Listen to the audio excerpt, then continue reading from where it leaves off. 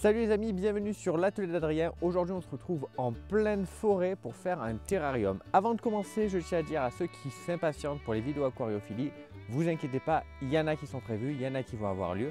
Donc juste un petit peu de patience. Donc on est ici en forêt, on est en Haute-et-Loire, donc en Auvergne, pour faire un terrarium de l'Auvergne, donc un terrarium de la Haute-et-Loire plus précisément, où on va utiliser tout ce qu'il y a autour de nous pour faire notre petit terrarium. Donc on va rien acheter à part déjà notre terrarium en lui-même et la petite moustiquaire que vous savez j'utilise pour séparer le gravier de la terre comme vous le savez. Du coup là on est sur un petit chemin et dans les forêts c'est un des meilleurs endroits où on peut trouver tout simplement du gravier, puisque vous avez soit au niveau des rivières ou tout simplement dans les forêts, mais à ce moment-là c'est plutôt au niveau des chemins, parce qu'à force d'avoir les camions, les voitures etc. qui passent, ça va bien retourner la terre et vous allez avoir plus facilement trouvé des graviers à ces niveaux-là, donc au niveau des chemins. Et nous, c'est là qu'on va récupérer notre gravier parce que j'aurais pu aller à une rivière, mais c'est un petit peu plus loin de chez moi. Et confinement oblige, on va se contenter des graviers qu'il y a au niveau de ma forêt. Donc là, c'est tout bête, hein. Je récupère les pierres et je les mets dans mon terrarium. Et j'ai un petit stock quand même à faire pour avoir une couche assez raisonnable pour faire le système d'hydrométrie. Donc, je dirais bien à 2 à 3 cm de gravier dans le fond pour être tranquille. Donc là on est en décembre, vous pouvez peut-être le voir à la caméra, il y a encore un peu de neige à certains endroits de la forêt. Donc la forêt est bien gelée et la mousse aussi. On va quand même essayer de le faire. Je vous conseille plutôt de faire ça en vrai au niveau du printemps, au niveau de l'été. Vous aurez beaucoup plus de choix en termes de plantes que moi là je vais avoir en début d'hiver. Mais vous devrez quand même arriver à trouver votre bonheur si vous décidez de le faire. Du coup, je remplis ça de gravier et on se retrouve un petit peu plus loin pour récupérer de la terre, de la mousse et des plantes. Au niveau des pierres, on est bon, on essaie de se dépêcher parce que mine de rien, on est en hiver et le soleil se couche très vite. Donc là, on a avancé un peu plus dans la forêt pour récupérer directement de la terre, directement dans la forêt, donc vraiment de la terre de sous-bois, pour mettre à l'intérieur de notre petit terrarium. Ok, on retire un petit peu les aiguilles et là on tombe sur la belle terre, la bonne terre de forêt, bien riche, avec quelques même micro-organismes qui ne feront pas de mal à notre petit terrarium. Et on balance tout ça à l'intérieur. Écoutez, ça pourrait être marrant un jour de s'amuser à faire les autres terrariums des autres régions. Pourquoi pas, ça m'obligera à voyager. Mais n'hésitez pas, vous en tout cas, à le faire chez vous. Ça peut être très sympa. Le but évidemment est de ne pas piller la forêt, hein. On fait juste un petit terrarium. Attention tout de même aux plantes protégées. Vous pouvez avoir des plantes qui sont protégées dans votre forêt, que vous n'avez surtout pas le droit de cueillir. Donc faites attention à ça quand même. Renseignez-vous donc un minimum avant de faire quoi que ce soit. On commence à avoir pas mal de terre. On commence aussi à d'arriver sur les racines des arbres et des buissons. Donc on recouvre tout ça pour protéger tout de même les racines du gel et du froid, ni vu ni connu. Maintenant qu'on a récupéré la terre, le but va être de faire une petite décoration avant de chercher et de trouver nos petites plantes que l'on va mettre à l'intérieur.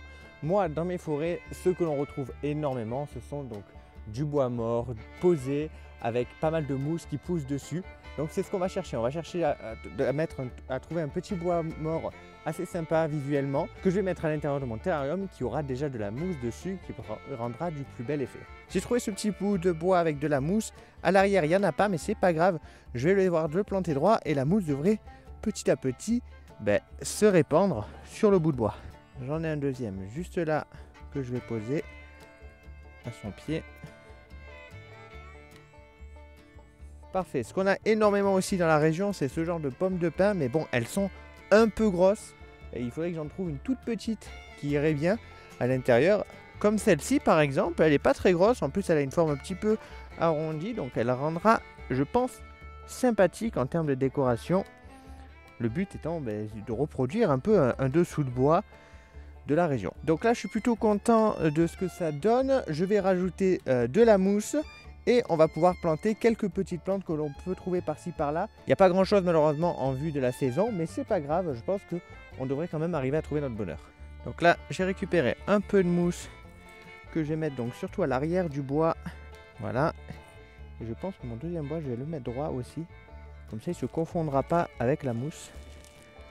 On va, vous savez quoi, on va le mettre hop comme ça un petit peu à l'arrière.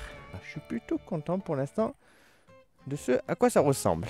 Bon, vous excuserez un petit peu le rendu image, hein. On est, comme je vous dis, en train de perdre le soleil, mais je vous ferai des images une fois à l'intérieur un peu plus sympa du terrarium. J'ai trouvé cette petite plante que je trouve sympa, donc on la déterre et on va la placer tranquillement. Hop. Je rajoute un petit peu de mousse là devant notre petite pomme de pin. Hop, juste ici. Regardez, on a d'autres petites plantes.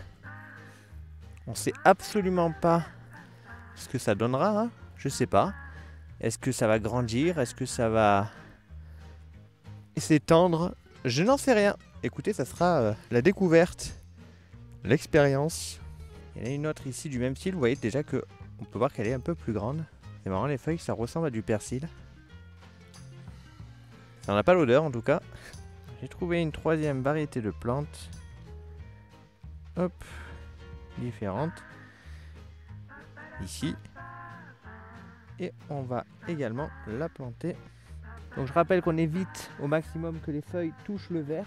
Parce que, étant donné qu'il y aura ensuite de l'humidité sur le verre, c'est le bon moyen de faire pourrir vos feuilles. Donc on va éviter ça.